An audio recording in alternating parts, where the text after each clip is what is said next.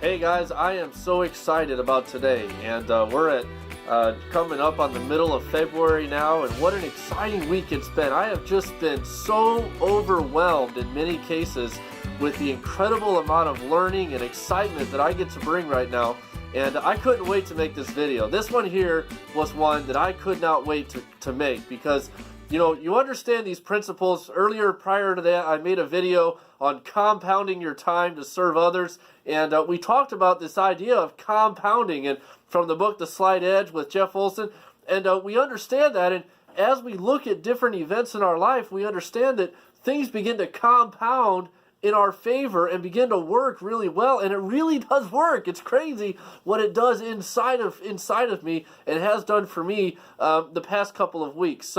But first of all, let me correct something.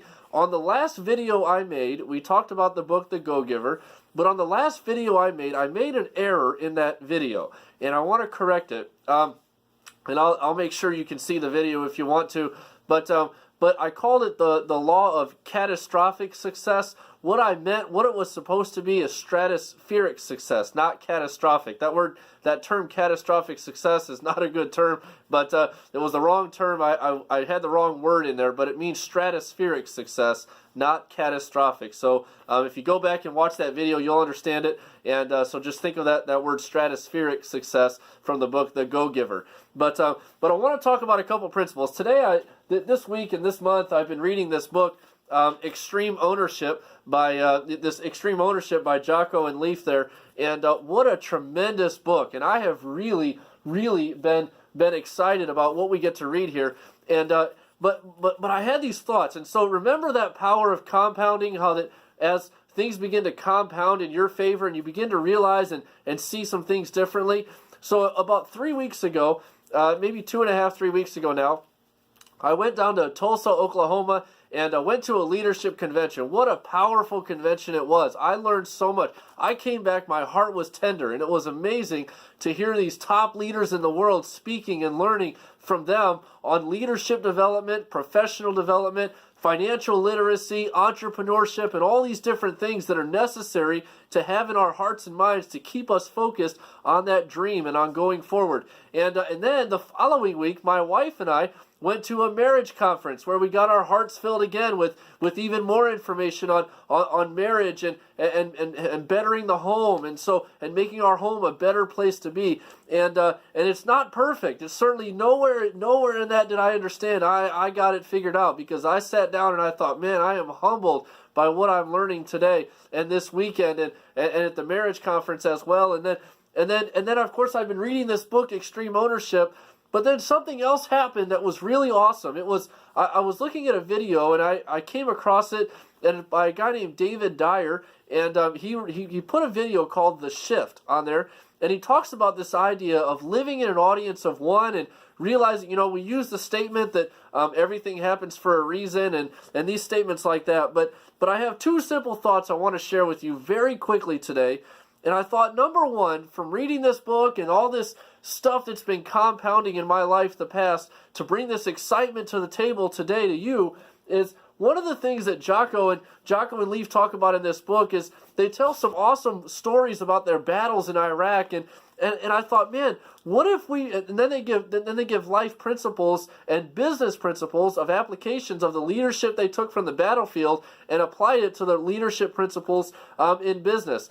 And I thought, man, what if we started leading our life, and I mean leading our life, with the idea that it is a life or death situation, that just as these guys, when they were on the battlefield leading their teams, it was life or death. Those guys were not going to make it out of there unless they followed their leader and had the right leadership in place. And so, but yet we take our leadership and our own personal development, we take it so flippantly and like we don't have to have it in our lives. But yet, what if we really started treating it in our finances? What if we started treating it in our families and in our teams at work and in our personal development? What if we started treating that like it's a life or death situation, like I've got to have this better information or I'm just not going to make it? And we started reading these books, and there's so many books that we can read and so much information information we can take in, but yet sometimes we tend to slip back and realize that, well, maybe that audio or maybe that book wasn't that good for me, and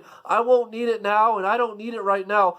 But you remember these guys in this book, all their training, he said in there, for years, America never experienced a war at the size that we experienced it in Iraq and in those battles that they fought.